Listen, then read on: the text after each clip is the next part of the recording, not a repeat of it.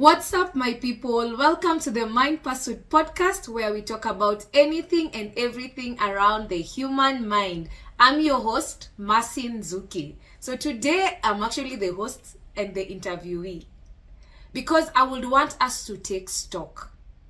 We've done a couple of episodes, actually 38 episodes, and in all these 38 episodes, there are nuggets of wisdom that people have been able to share. I don't know whether you've been able to gather as much as I have. Wow. Let's start with the theme. Why do it scared? That's a theme that really resonated with me as Masin Zuki, the mind advocate. Why is this? It's because I recently moved from corporate world fully into entrepreneurship. And let me tell you, it was such a scary move. Because if you're used to being paid salary every end of the month, and you just move from that to entrepreneurship, it's a bold step. But you know what? I felt like it was just time. Actually, that's what I even tell people. I just felt a conviction that for me, it was time to actually focus more on the entrepreneurship space. The reason as to why it was quite overdone for me before I moved from the corporate world is because even where I was working, I was supporting adolescents and young people. And if you've watched the Mind Pursuit podcast from the introductory part, you'll realize I talk a lot about children. People know me for child adolescent well-being.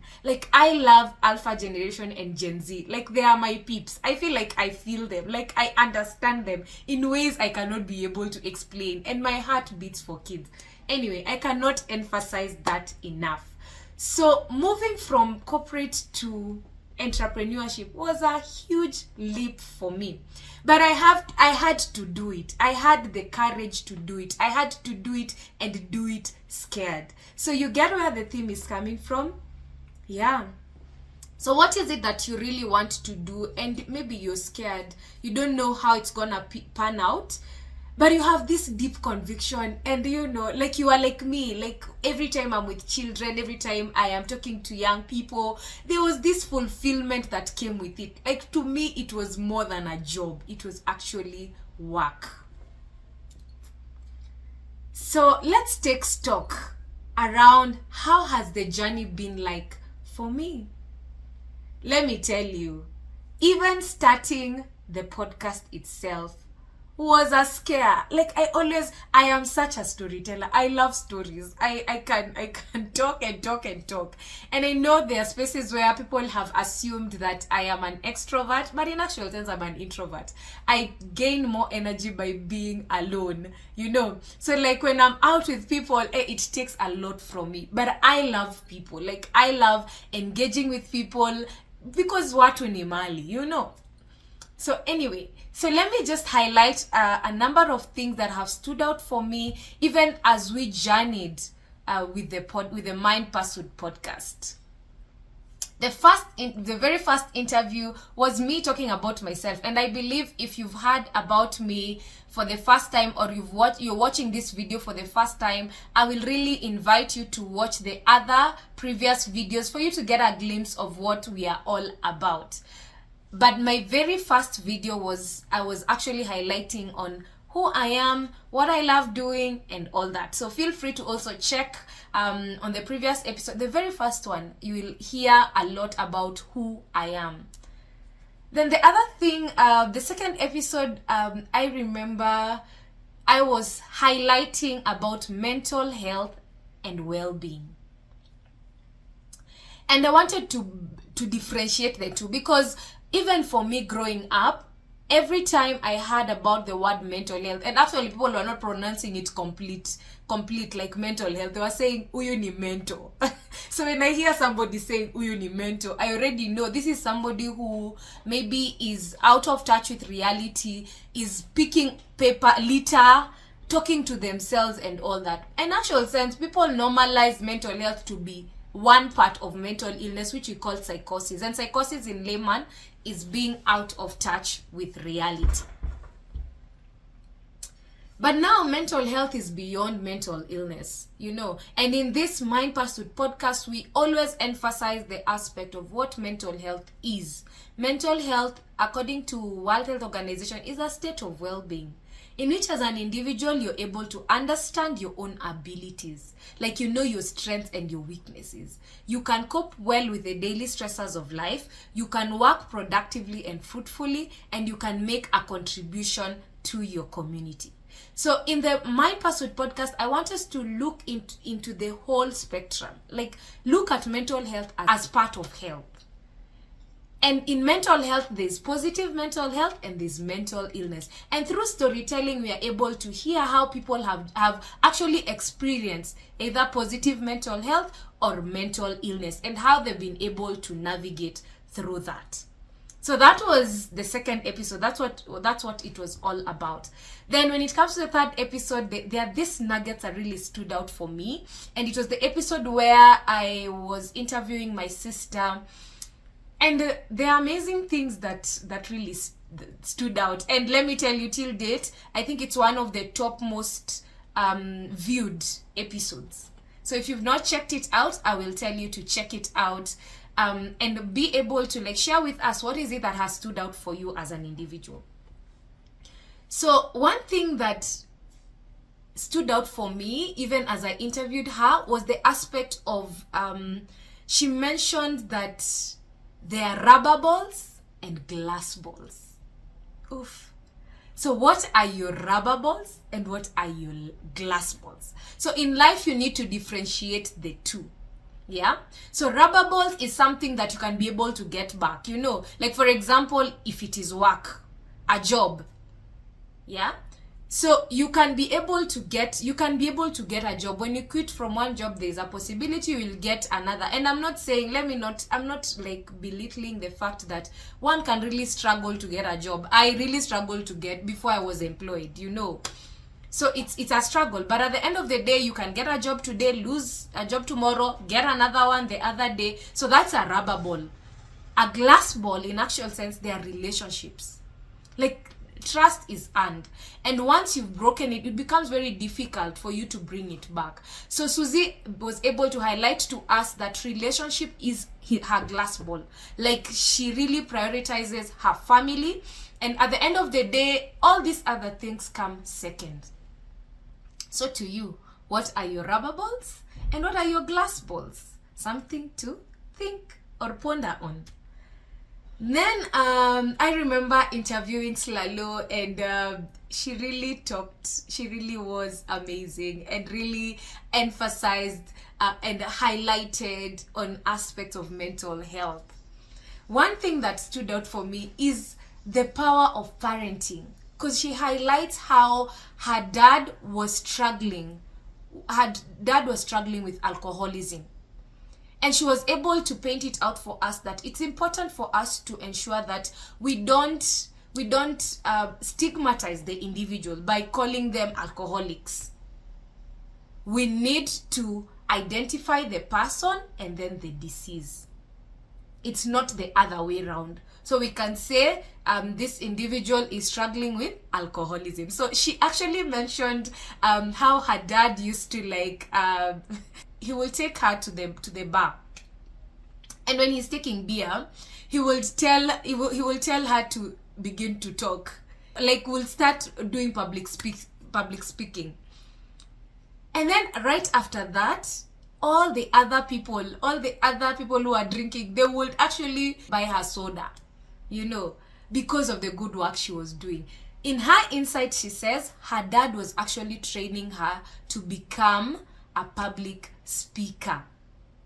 So let's not despise our parents. You never know, out of the experience you are going through. And there's something she highlighted that said there is never a wasted experience. She went through difficult patches, but she says that those are the difficult patches are what has made her who she is today. Today she is a clinical psychologist, a certified clinical psychologist, and really supports people to be able to navigate the hassles and bustles of life. Then we went through Madegwa's Diana. And Diana talks about going through high school struggle, yani alikapitia kilimramba you know, but at the end of the day she was able to become resilient. In high school she was exposed to a lot, bullying, you know, her shirt being stolen, her being able to like rings her shirt so that she can wear it when it's cold. Yani she went through it. But at the end of the day, one thing she says is her resilience level was actually built. And today she's a journalist. She's really good at what she does, and that is because it has been a journey for her, and she's been able to thrive to become the best version of herself. And there's one thing that she said that stayed with me. She said she wants to prove people wrong. You know, she's coming from a background whereby when they were young, they were really her parents were really despised because they are all girls, they don't have any guy. But at the end of the day, she does not allow it to define her. And that is one of the things that has given her foundation in terms of where she envisions to be and what motivates her to want to do better and become better. And truth be told, she is really thriving in her space of influence. Then we went through, there was Cindy. And Cindy, one word that I actually use to describe her is the audacity.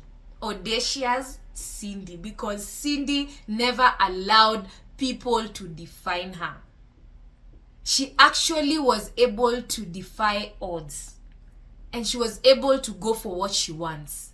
So we see her becoming the lawyer, you know, and we see her also, aside from being a lawyer, she was an entrepreneur. And this we are able to see in terms of how she navigated life. The time she was in the university especially, she used to really volunteer with the United Nations. And as she did that, she ensured that her voice was heard. Like she would speak, she would ensure that she would speak her heart out. And through that actually brought her to a table of decision making, because you see her meeting very reputable people.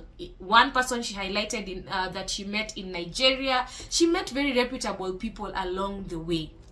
Because of what? Because of being audacious and speaking her mind. So when you're brought to the table of decision making, are you able to speak your mind? Ooh, then we see Sam Becky, who talks about his journey as a pilot. And you know where it started, and that actually highlights the power of words. Words are powerful. Like there's this guy he met, like when he was growing up, he was actually cycling a bicycle, then he went and parked it. And then this guy just told him, hey, you've parked this bicycle like a pilot. And imagine that was a seed that this guy planted in him. And he says the reason as to why he is a pilot, or one of the things that contributes to him being a pilot today, is because somebody planted that seed in him when he was young. Then the other thing that stood out is how sharing our dreams is very important.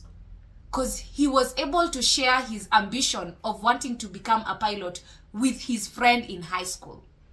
And when an opportunity presented itself, then his friend was able to actually link him up with this particular opportunity. People are doors. Have you ever had people are doors?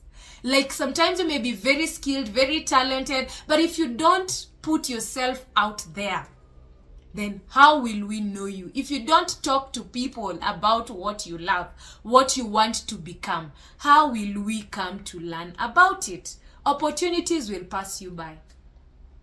So we see that very clearly in Sam's story. Then now we listen to the young people, you know, Kara and Zani. And this was an episode that was sponsored by Dipco. DIPCO is a social venture that I started that focused on supporting children, teens, and young adults with emotional resilience, life skills, and leadership capacity to be able to thrive, while also supporting parents with mental health tools that will help them to practice mindful parenting. And together, we all thrive. And through DIPCO, we were able to meet a playful pioneer. These are children who are between the ages of 3 to 6 years, and a rising star. These are children who are between the ages of 7 years to 12 years. And they were able to tell us about their lives. And in actual sense, as we listened to both of them, I realized that even with children, they can either experience mental wellness or mental illness. And one thing that stood out was what Kara actually said. She said she's allowed to have play date. And for me, it caught me because I was like, during my time, we couldn't even talk about play date. For who? Where? How?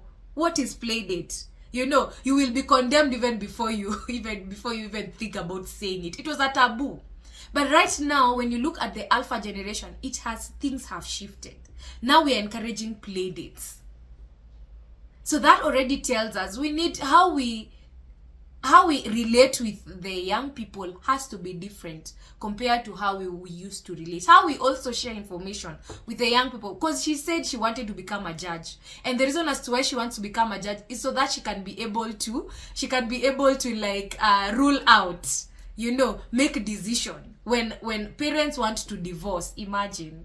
When parents want to divorce, she can be able to make decisions that this child needs to go to the mother. And she justified why the child needs to go to the mother. So that tells us the cognitive level of alpha generation is way advanced compared to our time. And does that mean that maybe, and very high probability, because they are growing in full-blown digital era, they are exposed to a lot. So at the end of the day, their cognitive level is exposed to a lot. Like they are more advanced compared to the previous generation. So that means we need to really see how to package information and give them credible information that will be able to impact their lives. Now, then we come to Devi. Do you remember Devi? WorldSpark. That WorldSpark adventure is one of the projects that DIPCO is doing in collaboration with Boys Mentorship Interactive, and we want to actually empower the teens between the ages of 13 to 16 years. We want to empower them with life skills, we want to empower them with leadership so that they can be able to thrive during this particular point in time. And Devi highlights where the passion for starting Boys Mentorship Interactive came from. He went through identity crisis, and out of going through identity crisis, this is something that actually made him empathize more with the teens, and as a result started the Boys Mentorship Interactive. So if you are yet to subscribe, if you're yet to check out Boys Mentorship Interactive, feel free to go look out for that episode, check out his page. And if you have a young boy who needs to go through mentorship, we vouch for Boys Mentorship Interactive. Then we came to Farhia. Farhia talks about young people. We need not to choose jobs, because let's look at jobs as tusichague kazi. In actual sense, anasema young people tusichague kazi, and just highlighting what she said, as she had said it word for word. Like, I would want to tell any young person who's listening, usichague kazi. Look at jobs as, as a taxi. She highlights and she gives an illustration of a taxi job, like whereby you're able to do that job so that it can be able to help you reach in a particular job that you aspire to be. Don't wait. It's actually progress over perfection. So at the end of the day, can you be able to decide for yourselves? And she highlights the other thing that really stood out for me, the currencies of life. Something that she was also able to pick from her dad. Yeah. So she talks about the three currencies in life: the time, the skills, and the attitude. These are three currencies that we need to have. Whether you're young, whether you're old, you need to have these currencies and use them to improve your life. The difference between you and me is how you spend your time. Are you proactive? Have you been able to take charge over your life? Personal responsibility.